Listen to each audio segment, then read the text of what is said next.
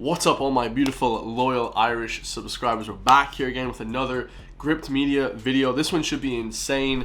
It just popped up on my YouTube channel, so it's called Horrified Fianna Fáil TD Regrets Voting for Hate Speech Bill. So this is what we have now, guys, in government. You know, we have bills passing that people don't even know what they're about. You know, and unfortunately, I'm not even blaming the guy, which I will blame the guy, unfortunately. But a lot of these bills, guys, they're not really told to the people. They're not told to the people of the government, the politicians. They're not told to the people of Ireland. You know, so we don't really know what's going on. It seems very shady, but I'm not going to cast aspersions, guys. We're going to find out exactly what this Fianna Fáil TD regrets about this hate speech bill. I'm pretty sure 99% of people in Ireland would disagree with this bill. It's absolutely horrendous. It's archaic. It's insane. So the description says, the hate speech bill was rushed through the Dáil. I certainly didn't pay sufficient attention to it, but when I read it, I was absolutely horrified. So Willie O.D. wasn't aware that the hate speech bill that he voted for, and says he now regrets supporting it. I mean, guys, you know, just read it. You know what I mean? Most of these bills aren't read by anyone, not even the politicians. So, I mean, how crazy is that? You know, a lot of people don't understand that's how bills work in the government. They're not read by most people. So, like, comment, subscribe. Another amazing GRIPT Media video. Drop a comment down below. Let me know what your thoughts on this one. And yeah, let's get it, man. Wake of the referendum, you said that Fianna Fáil should stop listening to NGOs and the quote-unquote woke gallery. I'm wondering what you meant by that, and if you could expand on that a little bit. Well, what I mean is that basically there's a section of opinion out there, commentaries out there called, I would call them the illiberal left, who are proposing all sorts of crazy things which are logically following on from some of the theories they have. I mean, those things mean nothing to my supporters in Limerick and the people I expect to vote for me. And the people who I expect to vote for me, and who I hope will vote for me in the next election, they want things like law and order, they want proper, a fair and equitable taxation system, they want us to reduce inequality, all those sorts of things. They want extra investment in education, all the things that Fianna Fáil have been traditionally associated with. We seem to have gone a bit distant from those, at least the perception is, and as you know, in politics, perception is everything really.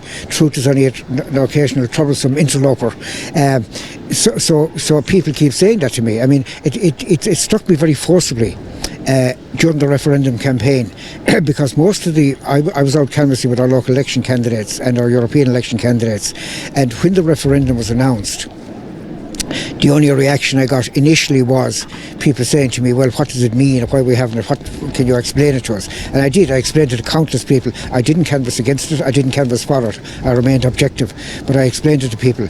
But when you came to within 2 or 3 days of polling day, I was amazed at the number of people, my supporters, who came to me and said, Willie, you know, I don't think we'll vote at all, or if we do vote, we'll vote no, because we're disillusioned with the party. We think that it has lost its identity in government, and we want to see it recommit to certain things that we can support.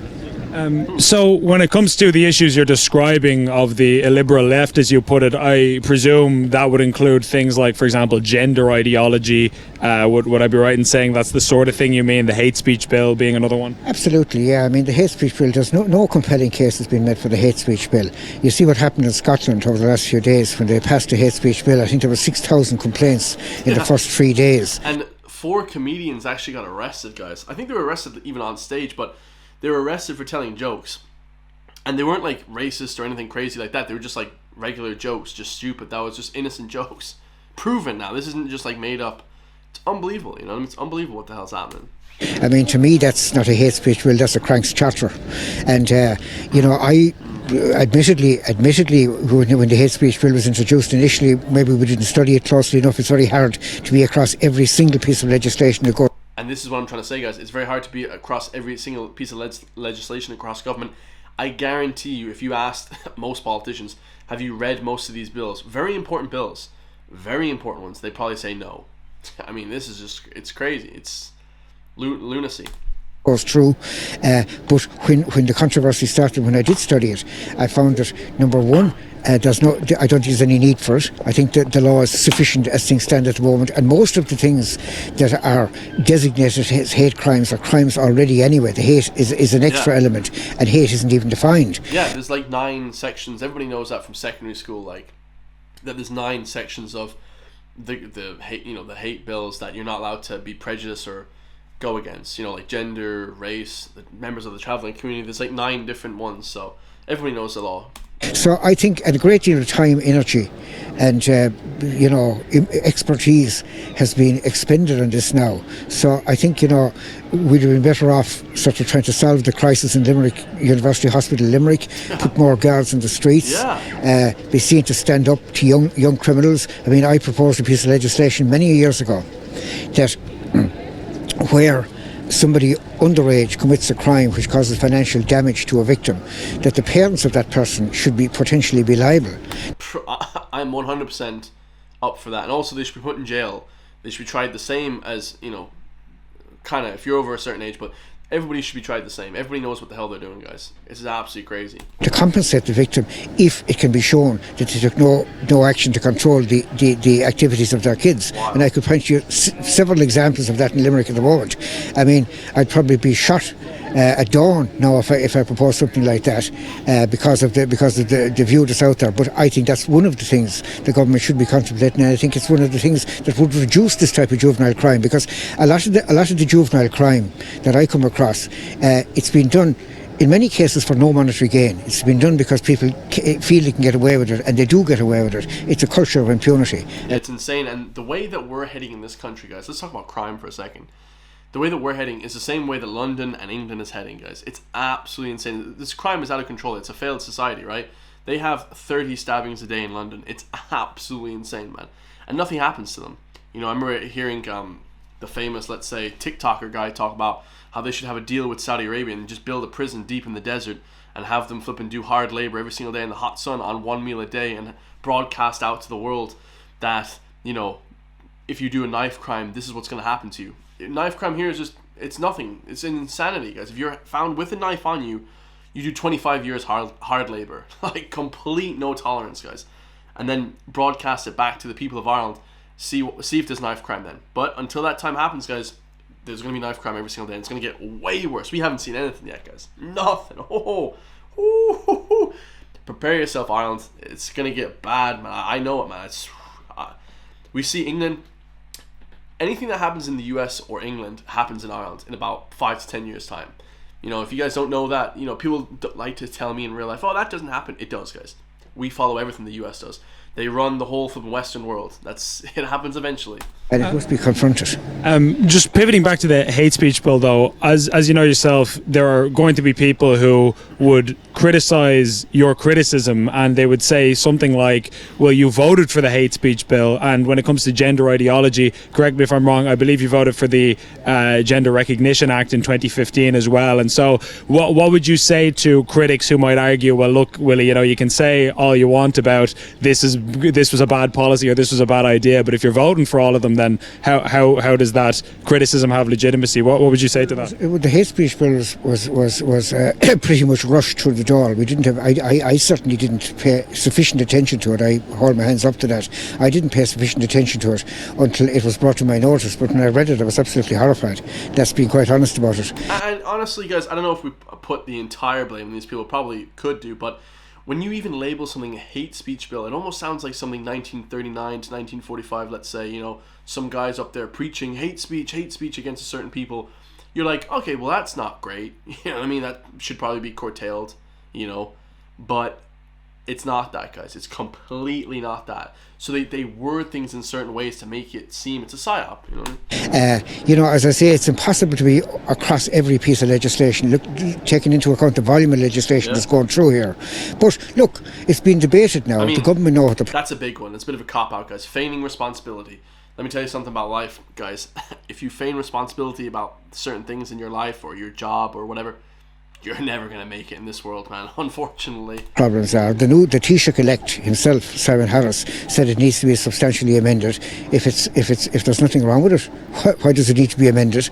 But I think the general feeling is now that instead of amending it, that the government would be better off going back to the drawing board and leaving the hate speech bill aside for the moment and concentrating on the bigger issues. Do you think that there are many other TDs and elected representatives, senators, for example, aside from yourself, who feel similarly about it now who, in hindsight, have regretted either voting for it or who have gotten cold feet about the whole idea? Yeah, well, talking to some of the people I do talk to here, my own party mainly, I mean, people are certainly hesitant, very hesitant about it now, because it has become a kind of a symbol of where the government is, where it really shouldn't be, if you can follow me. So I think that a lot of people I'm speaking to would be very happy if the hate speech bill was consigned to history, at least during the lifetime of this Dáil. How many politicians are there? There's like, someone said before, like 192, or I could be wrong on that number. I think I just made that up, but I read that before. There's only like 192 politicians. We should have like 50 or 40 statesmen or council members where they just come in, they do 4 years and they leave. You know, we have Leo Varadkar, you know, this guy's a career politician for the last 20 years. I mean, it's unbelievable. You know what I mean? They keep saying, we're fixing housing, we're fixing this, we're fixing... I would fix it in a week, guys. County Gains, baby. CG would fix that in a week. Easy, bro. It's easy to fix that. People are just completely ridiculous, man. I know how to do it too. I explained it in the last video. So then I suppose on the gender ideology issue, obviously you are down around Limerick, and so the very high profile case of Barbie Kardashian would be very close to home for you, where obviously, for those who don't know, this violent biological male who identifies as female was placed into a women's prison despite the fact that he had previous sex offences. He had threatened to rape, torture and kill a woman, including his own mother, and then he ended up in a prison population with women. And so this obviously was a rather remarkable situation, and we've seen similar situations. That's the most insane thing I've ever heard in my goddamn life. That's insane. What the hell? In Scotland and so on. Do you think that the Gender Recognition Act, in hindsight, was a mistake when we're seeing outcomes like this? I think that any piece of legislation, it's impossible to see ultimately what the outcomes are going to be. But Peadar Tóibín, well, come on. I mean, that was a pretty obvious one. Like, if you're recognizing somebody under law as male if they identify as male, or female if they identify as female, like, we could kind of foresee an outcome like this. Well, I wonder. I mean, to say, if that had occurred to anybody, I'm sure they would have trusted to the discretion of prison governors not to mix the former male with the present females. But there is legislation which actually Peadar Tóibín drafted, which I'm one of the signatories of that. I was one of the 10 signatories to get that brought in here, so as to prevent that sort of thing happening in future. I mean, I'm coming across this similar type cases where single sex changing rooms and football pitches, and nobody can define a woman anymore. I mean, it's simply gone too far, and it does not represent the views of the people who send me here to legislate. I remember I heard some liberal guy talking about before, they should just give their own league, they should just get their own changing room, but then you're adding 3 in. So yeah, it's been kind of a tough one, and I have to represent their views. So do you think there's an appetite within government to change that? Again, is it your view that there is a lot of trepidation about these issues? Do people realise that they're as controversial as they are? Well, yes. I mean, they've got a great deal of airtime now, and I think people do. I mean, looking at some of the statements that came out from the Fine Gael Ardèche and some of the interviews on the record and off the record with Fine Gael backbenchers, the recognition seems to be slowly dawning, and I think a lot of our people recognise it too. Yeah, I would say yes is the answer to that. Yes. I don't want to keep you too much longer. I know you're very busy, and I appreciate your time. I was speaking to a Fianna Fáil councillor recently who said he had left the party and he had become independent. I think he's actually since joined the Independent Ireland Party. That's the lad that's in Galway, I think. And I was just speaking to him generally about his perspective on politics, and he was saying that he basically doesn't know what Fianna Fáil's identity is in the modern era, that several decades ago that would have been very obvious. And I was even saying how there are certain political parties who, whether you agree with them or disagree with them, you kind of understand what niche they're trying to fill.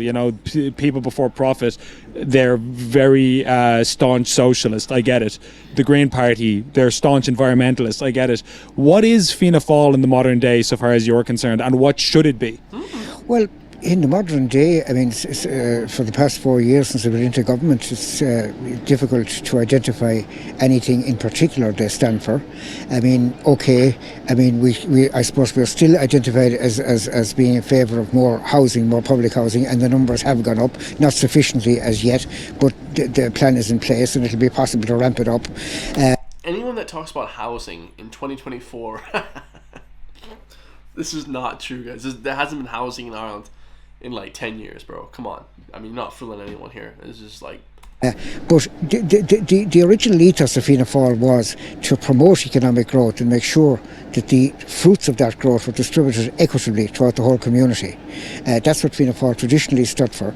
Now, if that's what Fianna Fáil still stands for, we have to make that clear to the people between now and the next election, and the window of opportunity is closing literally by the day. Last question. Do you have any prediction for how you think the upcoming elections are going to go? Obviously, it's a tough one to call, but given everything that's going on at the minute, do you have any idea how things might pan out? I know how it's going to plan out, Ben. Oh man, we all know. It's 2 months to go. I wouldn't predict it as early as this, but I mean, I was quite taken. That's pretty soon. 2 months is nothing. Back by my experience in the referendum, which I just explained to you, and I'm afraid. I mean, the reaction in the door is quite good. I mean, it contrasts with 2011, where you were literally afraid to press the doorbell because you didn't know what was going to come back on the other side. Now people are quite welcoming. They're prepared to engage and all that. But one wonders, how many of those nice Dr. and Mr. Jekylls are going to turn into Mr. and Mrs. Hyde once they go into the polling station. Absolutely. Well, thank you so much, Deputy. Really appreciate your time. Yeah, seems like a reasonable kind of guy. Also a little bit slow on the uptake though, because obviously with the massive hype and drama, let's call it, around the hate speech bill, you think that somebody like that, Fianna Fáil TD, would have actually looked at it. But you know what I mean, things are overlooked in life. I guess we can't always, people make mistakes, but unbelievable oversight, I have to say, on their part. I love you all. Stay free. Like, comment, subscribe. Support me on Patreon if you want to help support this channel. I'm putting up new political videos every single day. One day I will run for election and I will get elected. I love you all. Like I said, stay free. I'll see you guys in the next one, man. Peace.